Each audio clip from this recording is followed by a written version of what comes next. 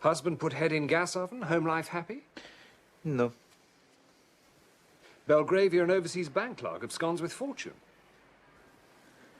How much is this fortune? £90,000. No. That's a king's ransom, Poirot. When it is used to ransom a king, it becomes interesting to Poirot. Missed typist of 21. Where is Edna Field? Oh, no. There's good stuff here, Poirot. Mysterious suicide, absconding bank clerk, missing typist. Yes, but I am not greatly attracted to any of them, mon ami. I have many affairs of importance of my own to attend to. Such as? My wardrobe, Hastings. If I mistake not, there is on my new grey suit the spot of grease. You have noticed it, perhaps, huh? No. No? Well, it's only the one spot, you understand, but it is sufficient to trouble me. Then there's my winter overcoat. I must lay him aside in the powder of Keating's. Eh? And I think... Yes, I think the moment is ripe for the trimming of the moustache. Also the pomading. There's a lady to see you, Mr. Poirot. A lady? A client. Her name's Mrs. Todd. Unless the affair is one of national importance, I touch it not. I couldn't say, sir. Shall I ask her? Yeah, no, Miss Lemon. Show Mrs. Todd in. We shall judge for ourselves, eh, Hastings? Oh, yes, yes. Mrs. Todd. Doesn't sound as if she's nationally important. Mind you, I knew a Mrs. Jones once who was master of hounds with the Mid-Rutland. Yes? No, that's all. Funny woman. Mrs. Todd, sir. Thank you. Oh, are you Mr. Poirot? I am Hercule Poirot? Yes, madame. Oh, you're not a bit how I thought you'd be. Did you pay for that bit in the paper saying what a clever detective you were, or did they put it in themselves? Madame. Oh, I'm sorry, I'm sure. But you know what newspapers are like nowadays. Nothing but puff. But no offence taken, I hope. I'll tell you what I want you to do for me. I want you to find my cook. I fear you are making a mistake, madame. Hercule Poirot is a private detective. I know that. Haven't I just told you I want you to find my cook for me? Walked out of the house on Wednesday without so much as a by your leave and never came back. I am sorry, madame, but I do not touch that particular kind of business. I wish you good day. So that's it, is it? Too proud, eh? Only deal with government secrets and countesses' jewels? Well, let me tell you, Mr. High and Mighty Poirot, a good cook's a good cook. And when you lose one, it's as much to you as pearls out of some fine lady.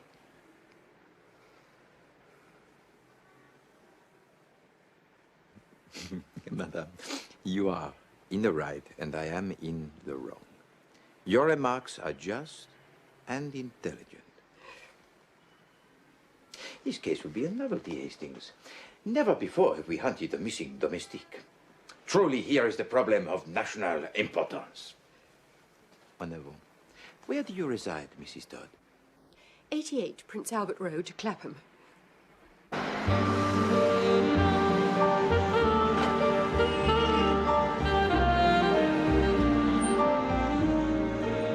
You say this jewel of a cook went out on Wednesday and did not return? Wednesday, yes, it was her day off. The day before yesterday.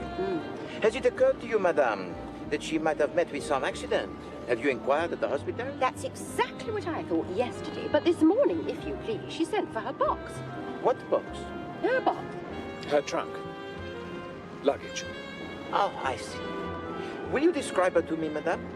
Oh, she's most respectable. 10 years in her last place. Middle-aged, grey-haired, thin. And her name? Dunn. Eliza Dunn.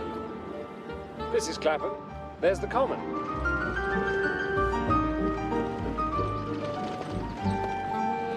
Chum.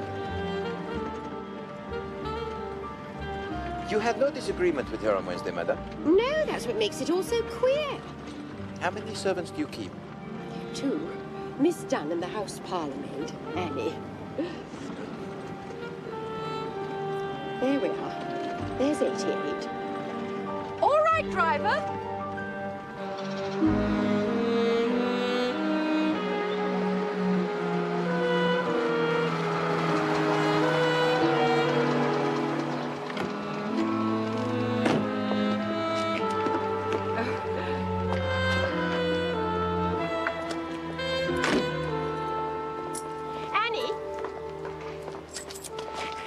My friend, promise me one thing. What's that, Poirot? Never, but never, must Chief Inspector Japp hear that I investigated such a case. Mum's the word, old boy.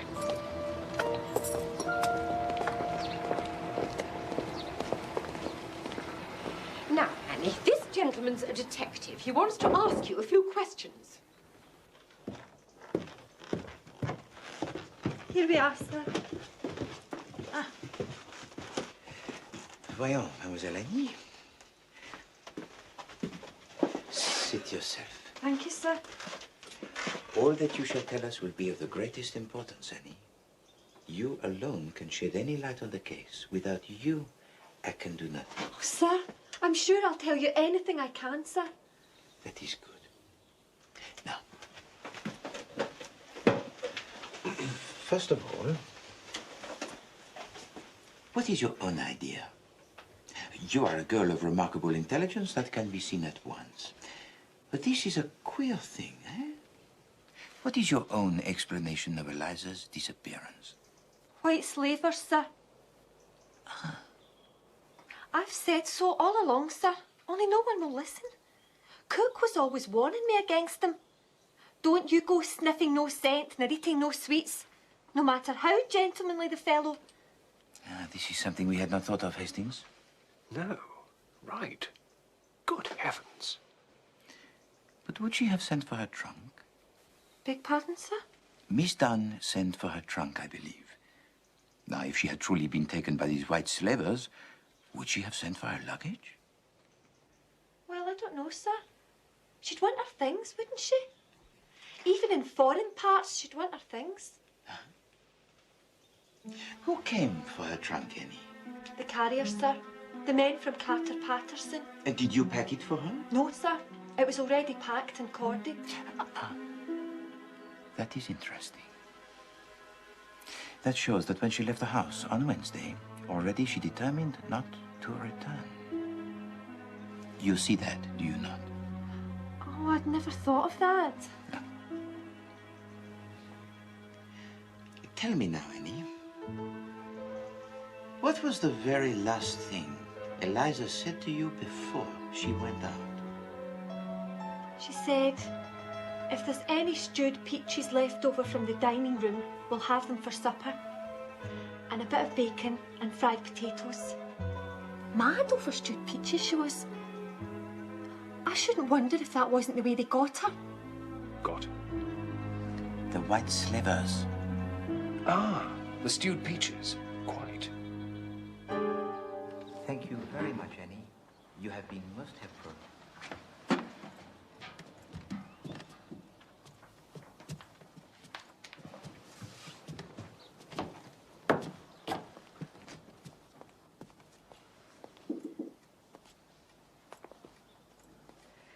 Was she saying things about me?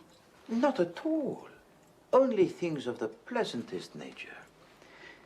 But for a woman of your intelligence, madame, it would be tiresome to bear with patience the roundabout methods we plodding detectives have to use. Oh, I see. Well, I wouldn't say there was all that much difference between us, Mr. Poirot. Mind you, I was always very good at general knowledge at school. There. And your husband, too, I'm sure, is the intellectual, yes? Yes. Yes, he does very well with figures. A successful businessman? With the Prudential, yes, in the city. What about the other inmates of the house, madame? Oh, you mean Mr. Simpson, our paying guest? What is his profession, madame? Oh, he's in business, too, with the Belgravia and Overseas Bank. A young man, is he? 28, I believe. A nice young fellow. Well, they'll both be in at about 6 if you want to see them. An excellent suggestion, madame. Well, my colleague and I will take a turn on your famous common for 1 hour.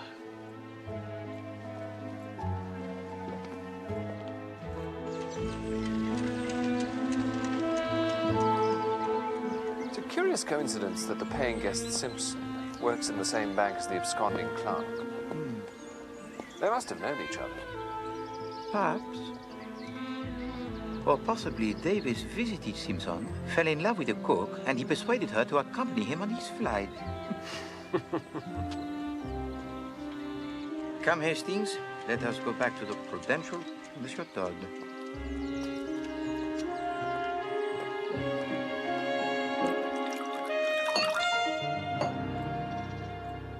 I've heard of you, Mr. Poirot, haven't I? It's possible, Monsieur Todd. Oh, yes.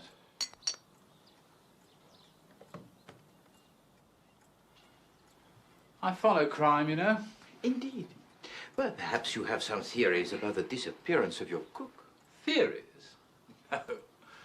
It's hardly a crime, is it? Good cook, though. And economical. I'm very hot on economy. Admirable. Now, we would like to have a few words with your Mr. Simpson, if that's possible. Another one after that. Thank you. Just off the next landing.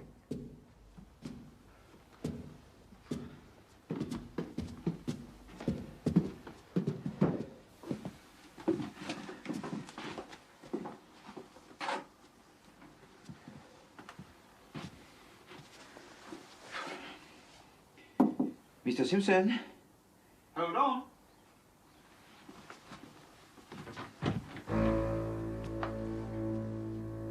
Yes. Mr. Simpson, my name is Poirot. Hercule Poirot.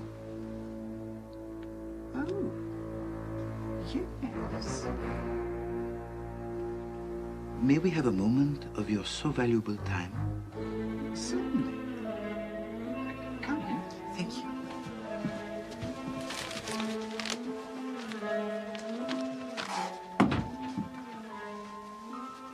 Mr. Simpson, Mrs. Todd has engaged me to find Eliza Dunn, the cook. Oh? Where is she? Well, that is what we do not know, monsieur. You know her, of course. Well, I must have met her, I suppose. Well, it would seem that Miss Dunn has not been seen since Wednesday. Did you see her on that day? I don't think so. I don't know. You were at work as usual on Wednesday? Yes? Well, thank you, Mr. Simpson. It was most kind of you to spare us the time.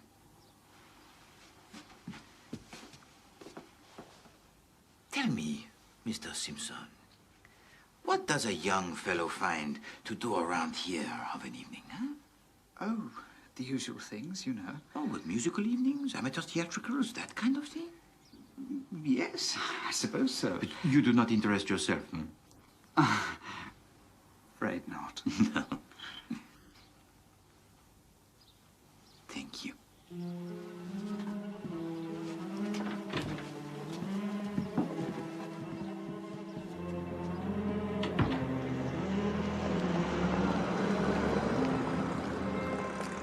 I think that husband's got something to do with it.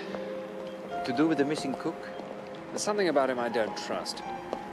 Merely because a man does not offer you a drink, Hastings, does not mean that he is necessarily guilty of other crimes.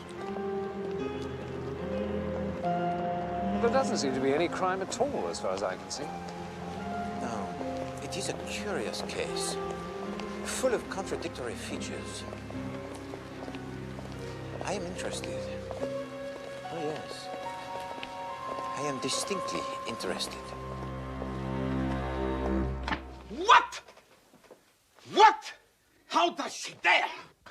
What is it? As a favor, as a great favor, I agree to investigate this two-penny, half-penny affair. What is it, old chap? Read it! Read it! Mr. Todd regrets that after all his wife will not avail herself of Mr. Poirot's services. Yeah. After talking the matter over with me, she sees that it is foolish to call in a detective about a purely domestic affair. Yeah. Mr. Todd encloses a guinea for consultation fee. Is this to be believed, huh?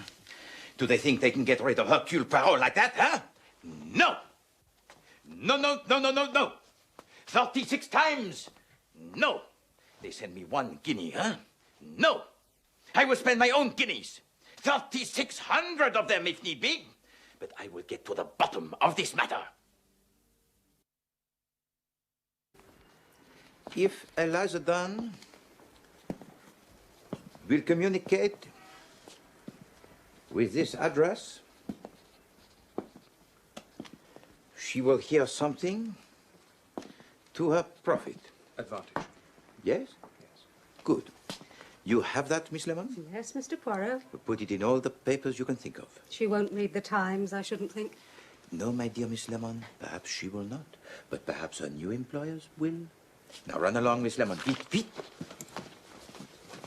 And you, Hastings, do not you run away with such celerity. I have work for you too. Oh, as a matter of fact, I was thinking of popping down to Sandown this afternoon. No, no, no. You do not pop. Well, there's a horse running a pal of mine owns a leg of. When he owns 4 legs, I pop with you. But now it's time for work, yes? I want you to telephone all the domestic agencies you can find and see if they have found Miss Eliza Dunn a new post. As for me, I pop to the City of London.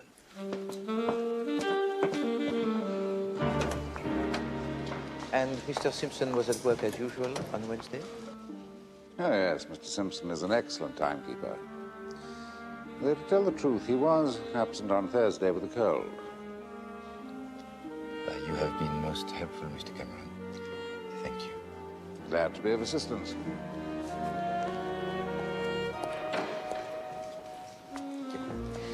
It is an unfortunate occurrence, this business of Davis absconding. Oh, you read about that, did you? Well, one could scarcely miss it. Well, the newspapers love scandals about banks. That is human nature, Mr. Cameron. But it is comforting for us mere mortals to know that banks, too, have their difficulties. Again, I thank you, monsieur.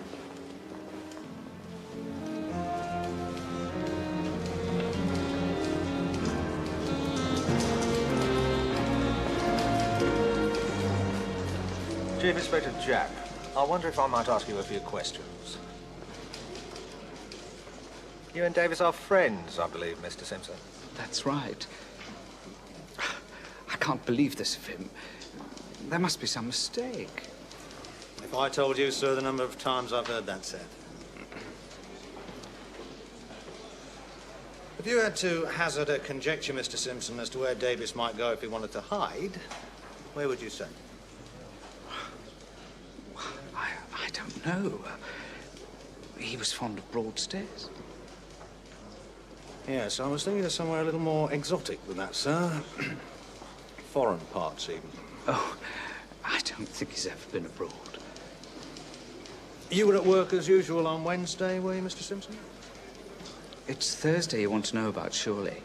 And I was away on Thursday. No, Mr. Simpson. Although the bonds were found to be missing on Thursday, we believe that they must have been removed from the bank on Wednesday. I was here all day Wednesday. What's that? That man?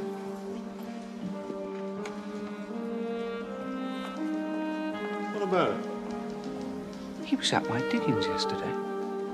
Was he, by George?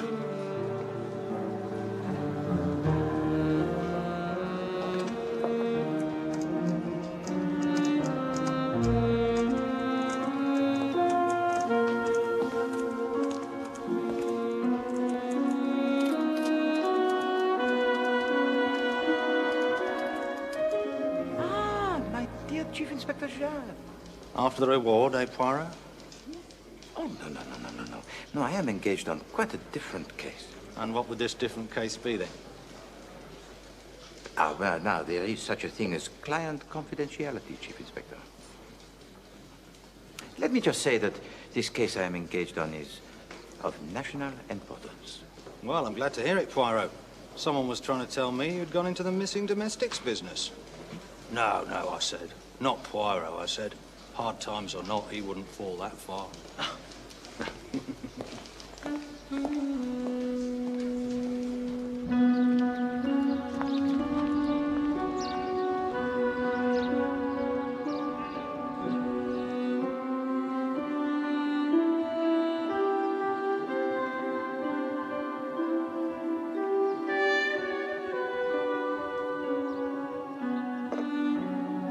No word from Eliza Dunn, Miss Lemon.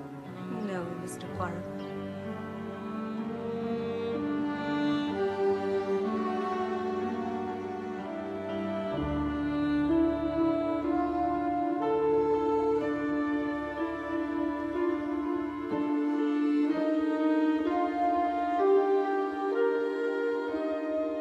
Another letter from the Duchess of Wrexham. No, no, no. She sounds desperate. No.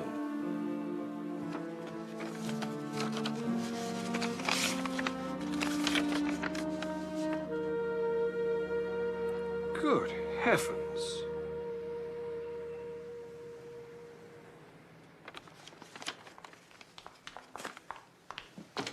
Mr. Poirot, Mr. Poirot. Yes, Miss Lemon, yes. There's a letter, sir. A letter from Eliza Dunn. There! Did I not tell you, Hastings? And you try to waste Poirot's time with the duchesses. Well, I only thought... You must learn, my friend, the patience. Read it to us, Miss Lemon. Dear sir or madam, ref your ad in the paper. I already got my legacy, if there's some mistake. Yours truly, Eliza Dunn, miss. P.S. Thanks all the same for your trouble. What does she mean, legacy? We must talk to this woman at Fell Cottage, Amdale, Keswick. Keswick? That's Keswick, Mr. Poirot, in the Lake District. Ah, are there trains to this place? Oh, yes. Bon. Come, Hastings. We have a train to catch. But...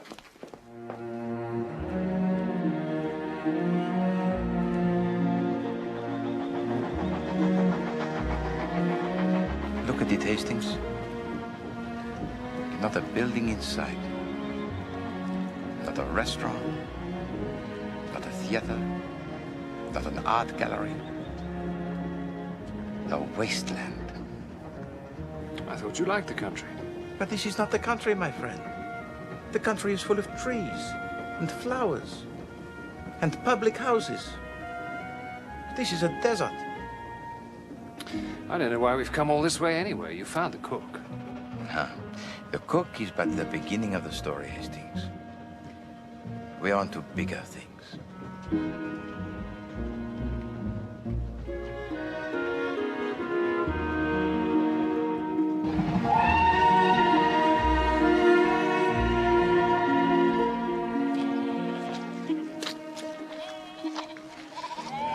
Look at that, Poirot. Look at that view. Yes, well, views are very nice, Hastings. But they should be painted for us so that we may study them in the warmth and comfort of our own homes. That is why we pay the artist for exposing himself to these conditions on our behalf. What do you mean conditions? It's a wonderful day. Just fill your lungs with that air. No, my poor friend. This sort of air is intended for birds and little furry things. The lungs of Hercule Poirot demand something more substantial. The good air of the town. Fell Cottage, I perceive.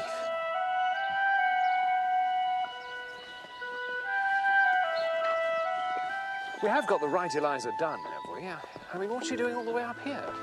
That is what we are here to find out.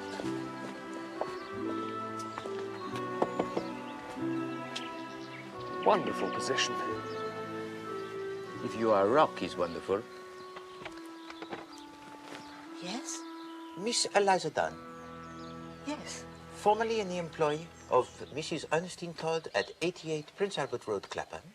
That's right. I am Hercule Poirot, Miss Dunn. Well, you were kind enough to answer my newspaper advertisement. Oh, yes. Well, like I said in my letter, sir, I've already got my legacy. Miss Dunn, may we be permitted to come into the house for a moment? I'm sure your employer will not object. No, she won't mind.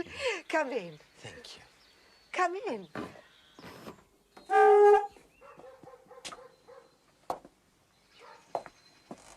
The reason I laughed, sir, I'm sorry, is I don't have no employer, see?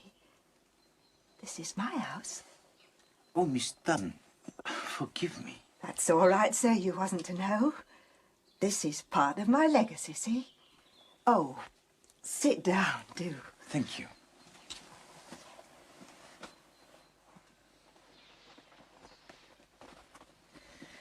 Now, Miss Dunn, you have mentioned your legacy, but Captain Hastings and I, we know nothing of this. What was the ad then? Your late mistress, Mrs. Todd, was much concerned about you. She feared some accident might have befallen you. But didn't she get my letter? No, she got no letter. She got no word of any kind. Oh, dear, sir. I gave the letter to Mr. Crotchet. I said most particular he was to give it to Mrs. Todd. Oh, dear. Well, perhaps you would recount to Captain Hastings and me the whole story? Well, Wednesdays is my day out. And it was last Wednesday that it all started like. The stone which the builders rejected, the same has become the head of the corner. I'd been over to see my friend in Oxton and I was on my way home when a gentleman stopped me. He said he'd been asking for me at number 88. Then he told me some story about an old friend of my grandmother's in Australia leaving me a house and some money in her will.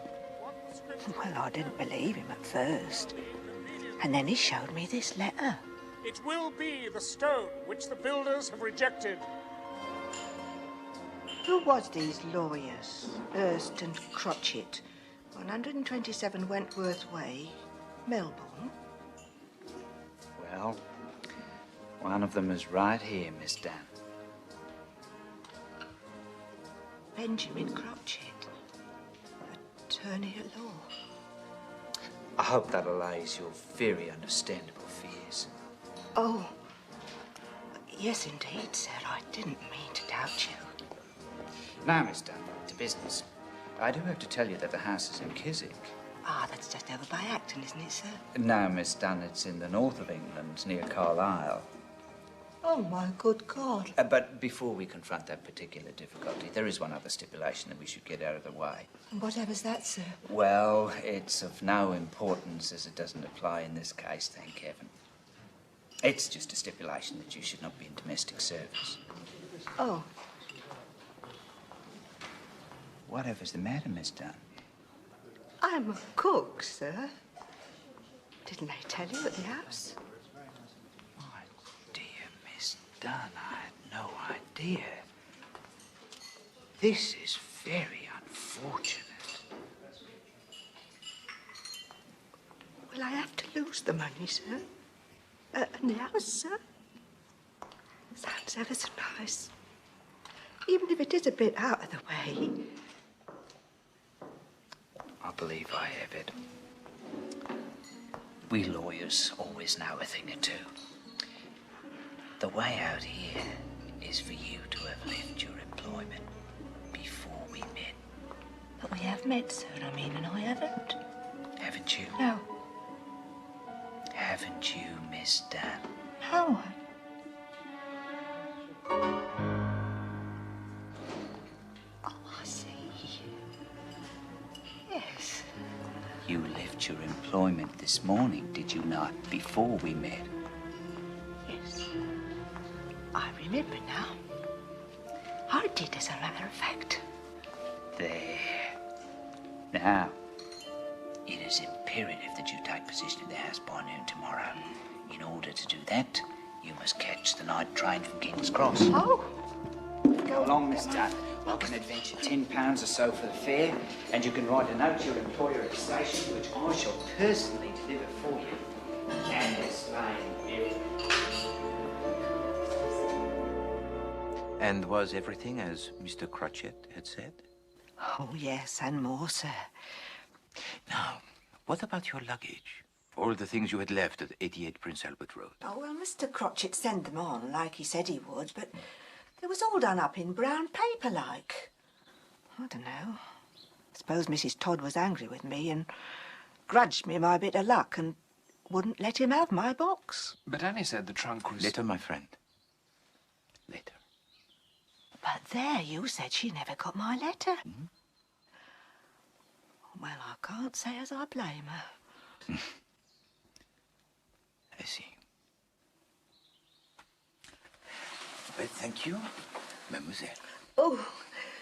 There had been, as you say, a little muddle about your trunk, which I will straighten out with Mrs. Todd, if you will permit. Oh, thank you very much, sir. Come, Hastings.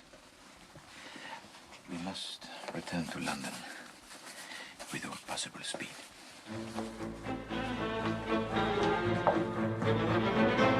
Is there nowhere you can contact the Chief Inspector Japp? Then telephone him at his home. Yes, of the greatest urgency. Tell him he should not be looking for Davis. He should be looking for Simpson. No, not Davis, but Simpson!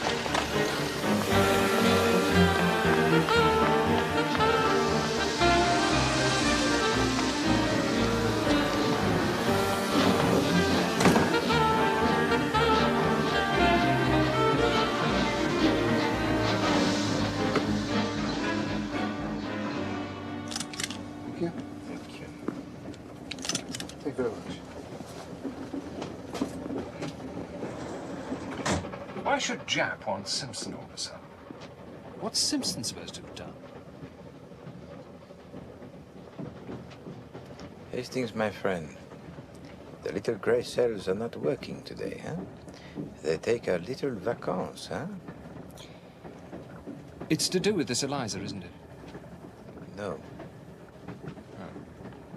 We have moved beyond the petty sphere of cooks from Clapham, Hastings. Then it's something to do with this Australian fellow. There is no Australian fellow. Yes, there is. She told us about him.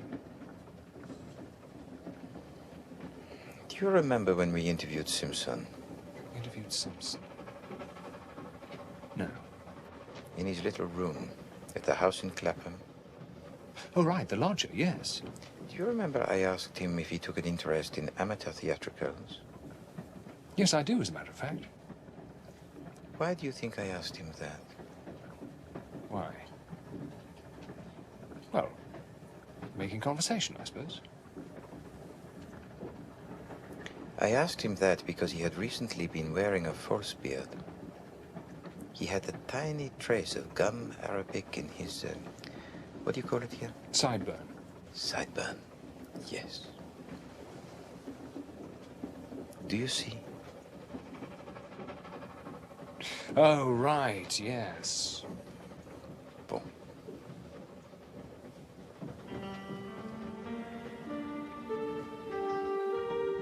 The Australian was Simpson in a false beard.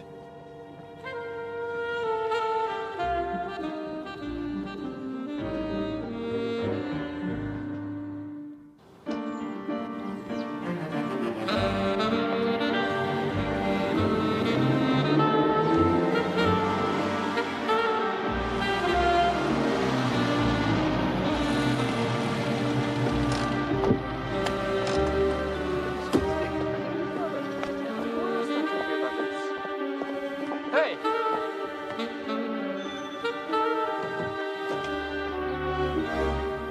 Who are you? I am Hercule Poirot. Who are you? Sarge, there's some French gent at the door. No. I am not some French gent. I am some Belgian gent. Well, and if it isn't Mr. Poirot? It is. Is the lady of the house in? The Chief Inspector's here. Mr. Poirot! Ah, Mrs. Todd, good I don't morning. know how you have the impertinence to show your face here again. But, Mrs. Todd... You were paid off, Mr. Poirot. You were paid off handsomely. Well... And then look at this. We've got policemen crawling all over the house. You're not too popular in Clapham this morning, Poirot. Bit of a wild goose chase, this.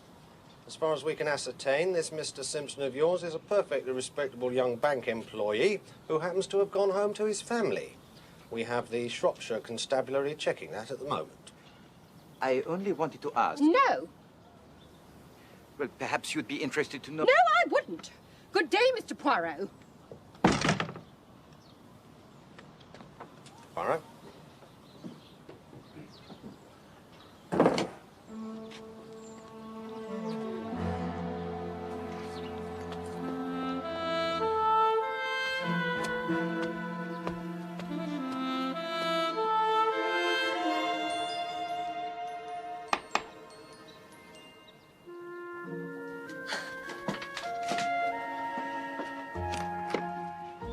Annie, I need to ask you a question. Can you help me? I'll try, sir. Last Friday, the cutter Patterson came to collect Eliza's trunk, yes? Her box? Yes, sir. You were here when he came? Oh, yes, sir. I had to show them up to Eliza's room for them to take it up. Boom. It was ever so heavy, sir. It took 3 of them to get it down the stairs. You all right, sir? Of course. Tell me, Annie, you said her box was already packed. Oh, yes, sir. Packed, locked and corded. Quite a thick rope round it and done up ever so tight. Did it have a label on it? Yes, it did, sir. With an address? Just a name.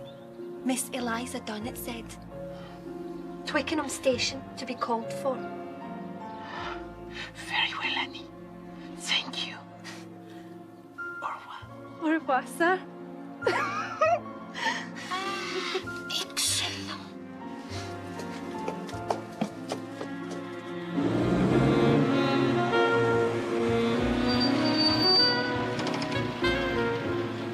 Then why would Crotchet want to perpetrate such an elaborate hoax? Ah, that is a very good question, Hastings. But Eliza Dunn has got her house. I shall be surprised if she finds she has more than a 6 months lease. So what did Crotchet want? Crotchet? Well, Simpson then, pretending to be Crotchet. He wanted something that Eliza Dunn had. Money, the Australian legacy. He wanted a battered old tin trunk. Her trunk? There's nothing in it.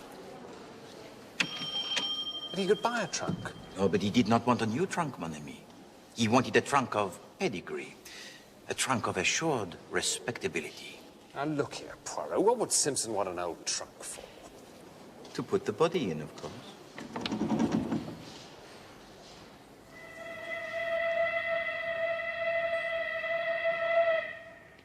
Sent it on to Glasgow, Gov, to await collection there. But how do you know this? You have not consulted your records. I don't need to consult my records, Gov, do I? What do you mean, body? What body? Is he with you? Whose body? I mean to say that there's going to be bodies all over the place. Doucement, Hastings. All will be revealed to you. Can we get on with the business in hand? By all means. I saw to it myself, didn't I? Yesterday morning. Some cove with a beard. Crotchet? You spoke to this man? Of course I spoke to him. Did he give a name? Nah. He just said this Eliza Dunn was his aunt, and she wanted the trunk sent on to Glasgow. And it's gone? You have sent it? Nah. Every Friday, the Southern Railway pays me huge amounts of money, so I won't do that sort of thing. I think he's being sarcastic, Poirot. No. No, Hastings. He is a good man. He is doing the job of great responsibility. Thank you, monsieur. I'll tell you one thing now.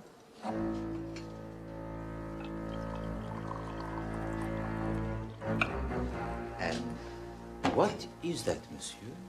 You looking for this bloke or something? Well, of course we're looking for him. I'm talking to the engineer, not the oil rag. Now, look here! No, Hastings.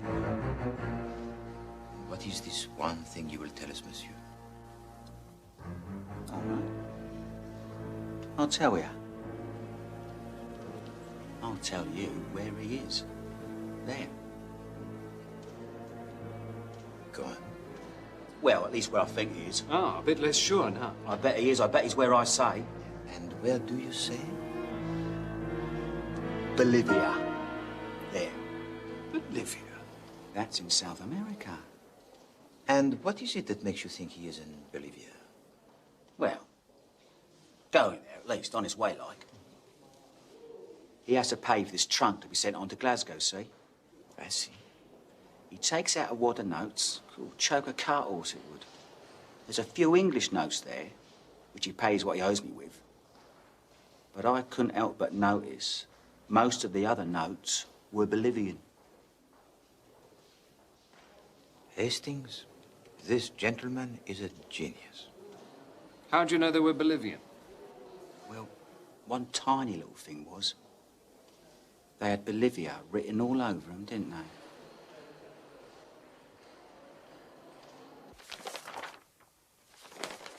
Here we are, this week's sailings.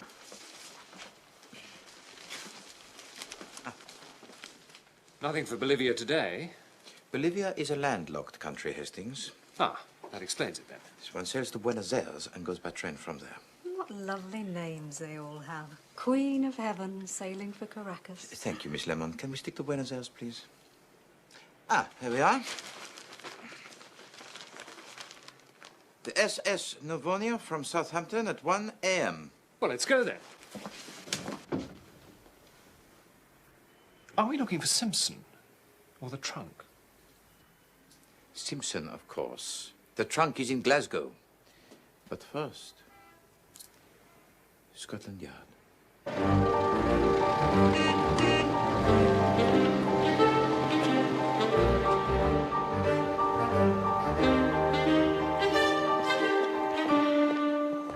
And of course you see some sinister point in all this Arthur Simpson's activities. Oh, yes, of course, Chief Inspector. 6 months' rent on a house, £150 to Miss Dunn. It is not much to assure the success of his plan. And this famous plan is? I mean, we've heard a lot about it, Mr. Poirot, and I'm sure it's been very entertaining, but... We are wasting time, Chief Inspector. Go on, then. His plan, of course, is to steal £90,000 worth of negotiable securities from the Belgravia and Overseas Bank. No, that's Davis.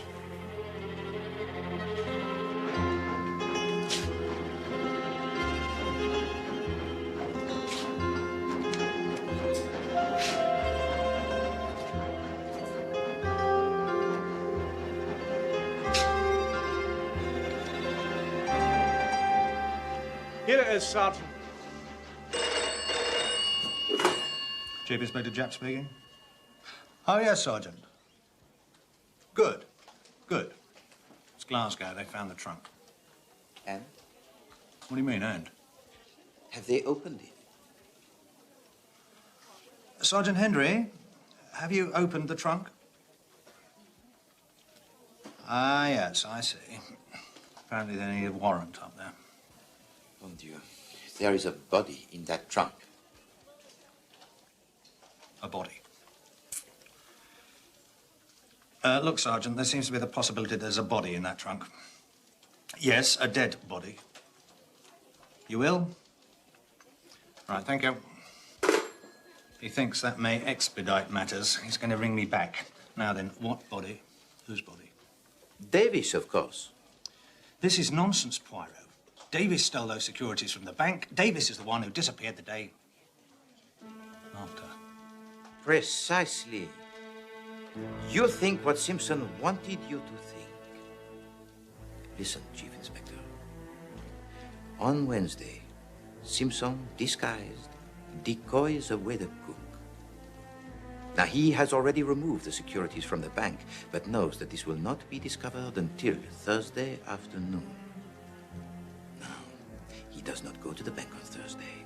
Instead, he lies in wait for Davis when he comes out to lunch and asks him to come to Clapham with him. Now, it is the maid's day out. Mrs. Todd is at the shops. There is no one in the house. Simpson kills Davis.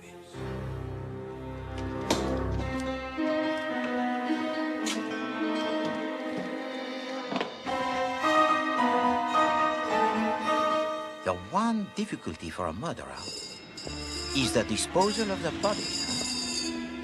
And that is why Simpson wanted the trunk of Miss Eliza Dunn.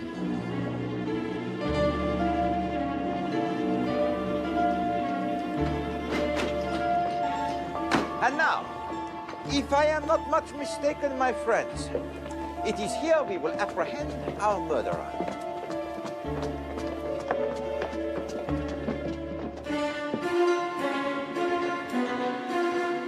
Have I got something wrong, Chief Inspector? No, no, Poirot. Can't be right every time.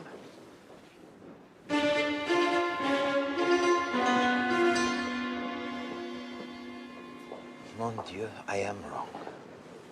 I am wrong. Officer, where does the Queen of Heaven sail from tonight? Why, from Pier 5, sir, over there. Poirot, where are we going?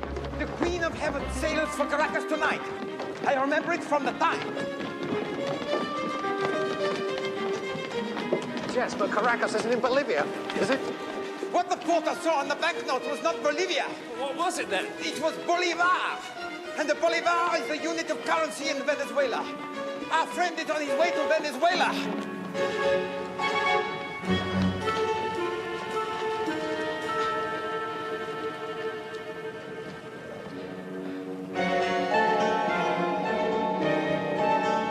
Simpson!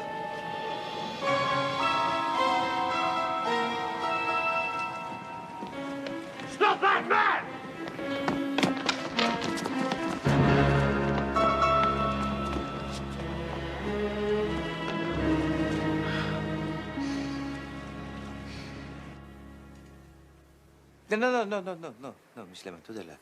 At least 1 centimeter to the left.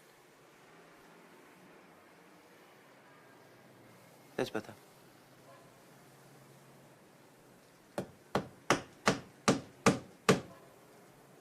Voila. Is there nothing to which Hercule Poirot cannot turn his finger? Hand.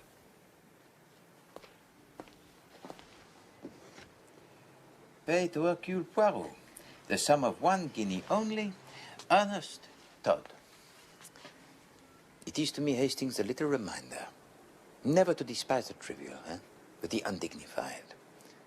A disappearing domestic at one end, a cold-blooded murder at the other.